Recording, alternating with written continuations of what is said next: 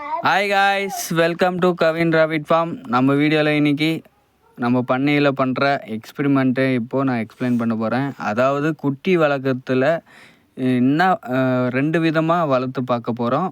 அதில் ஒரே ஏஜில் இருக்கிற குட்டிங்க அது ஒரு பக்கமாகவும், ஒரு கேஜிலையும் வேற ஒரு கேஜியில் நம்ம ஒரே ஏஜில் இருக்கிற குட்டிகளையும் போட்டு வளர்த்துட்டு இருக்கோம்.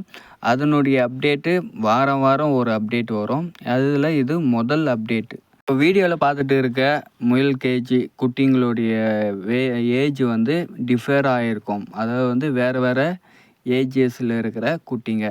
ஒன்று 50 நாள் குட்டி, ஒன்று 30 நாள் குட்டி, ஒன்று 35 நாள் குட்டி, 40 நாள் குட்டியும் இருக்குது. இது 2வது கேஜி. இதில் 7 முயல் இருக்குது. அந்த முயல்களில் ஒரே ஏஜ், இது 7 முயலுமே ஒரே கேஜியில் இருக்குது. அந்த கேஜியில் வேறு வேறு ஏஜில் இருக்குது. ரெண்டுத்துக்கும் எப்படி க்ரோத்து வருது அப்படின்றது தான் இந்த நம்மளுடைய அப்டேட்டு. ஒரு சின்ன ரிசர்ச்சுன்னே சொல்லலாம். சின்னதாக நம்ம ஃபார்மில் எடுத்து பண்ணிகிட்டு இருக்கோம். அதில் இது இன்னொரு டிஃபரான, அதாவது ஒரு 5 முயல் ஒரே ஏஜில் இருக்குது. மீதி ஒரு 3 முயல் வேறு ஏஜில் இருக்குது. அதளவுக்கு கொஞ்சம் பாதிக்கு பாதி இல்லாமல் கொஞ்சமாக டிஃபர் பண்ணி வச்சுருக்கோம்.